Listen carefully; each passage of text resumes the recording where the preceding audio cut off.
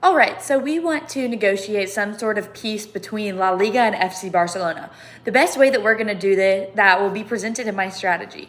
So we want to look at it from the perspectives of both sides, of both teams. From FC Barcelona's perspective, they conflict with La Liga primarily concerning their financial and their regulatory disagreements. Barcelona has contended that La Liga's salary cap regulations, which are designed to ensure the financial stability and to prevent the clubs from overspending, are too restrictive. That's what FC Barcelona is thinking. They don't like their cap on their spending and the fact that La Liga has too much of a hand in that. They argue that the rules are unfairly limiting their ability to compete at the highest level. It's restricting them and their players, particularly in the terms of signing the new players and retaining their existing all-stars. Because as we know, FC Barcelona is a fabulous football club. And so they also believe the financial constraints that were imposed by La Liga do not take into account their unique economic situation, including their significant revenue generating capacity and the historical contributions to the league. They've made a name for themselves, they've built a reputation, and FC Barcelona does not feel as if La Liga is respecting that with their financial regulations. But on the flip side, from La Liga's perspective, their conflict with FC Barcelona centers on the need to maintain the financial disciplines and the competitiveness among all of their clubs. They don't want to pick favorites, so their salary cap rules aim to ensure that no single club has an unfair financial advantage, promoting a level playing field for all of the football clubs involved and all of the ones in questions, and that is helping with the long-term financial health of the league. That's helping sustain it. And from their La Liga's point of view, Barcelona's attempts to circumvent these rules could undermine the league's financial stability and the fairness, and the league may also be concerned about the potential for other clubs to be negatively impacted by any perceived leniency shown towards Barcelona.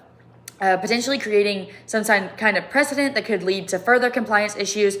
La Liga doesn't want to start on that now and break any rules from their contract and from their baseline and their foundation that they've set with FC Barcelona. Some important underlying mutual interests include their sustainability and the growth of the league, the competitive balance, and the financial health. Both of these parties are thinking about these mutual interests just on different terms. They have different perspectives of how they can best benefit these and come to an agreement. With the sustainability and the growth of the league, they both want to maintain and to grow the league's global appeal and their financial stability. Neither one is wanting to cut down and undermine the overall mutual interest of the league, and a successful league would benefit from both the club and the governing body through the increased revenues and the enhanced global visibility. Making the public love this team, making everybody be able to root for this team will increase their profits in the long run. A competitive balance. FC Barcelona, despite their concerns, they benefit from the competitive and the financially stable league.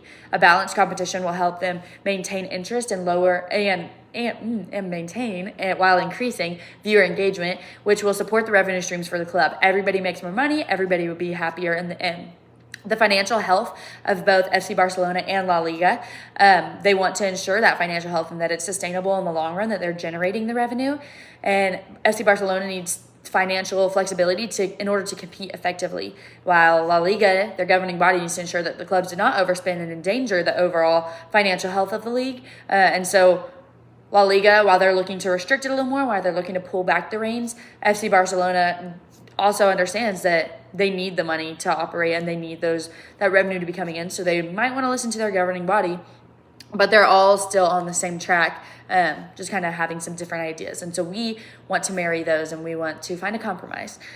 So some communication techniques and skills that we would recommend the two sides start practicing and could impose in their dispute would be active listening. That is a huge one. Being able to listen to both sides of the argument, encouraging open dialogue where you can actively listen to each other's accounts will help in the understanding and in finding the root causes and finding where you are disagreeing and being able to work through that. Having empathy towards one another when you're all acting in the best interest of the league and of the specific club. Having empathy towards one another helps hear the other one out and hear where they're coming from, and having the kindness, acknowledging the regulatory challenges and understanding financial pressures that each one is under. Having clarity and transparency. Being clear and over communicative is one of the best ways to communicate. And so being openly sharing your financial struggles and the pressures that you're facing, the regulatory constraints and expectations to avoid the misunderstandings will help everyone come to an agreement much faster.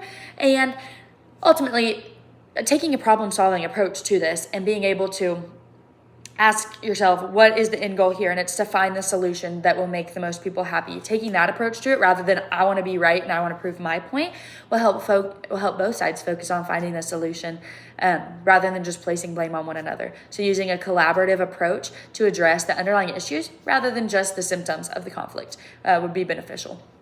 And so our proposed form of negotiation between La Liga and FC Barcelona would be the integrative bargaining technique, and this strategy is also known as win-win bargaining. It would be the most suitable approach for a resolve of conflict, and it seeks to create the mutually beneficial solutions by addressing the interests of each party. Even if they have those mutual interests, it will address both.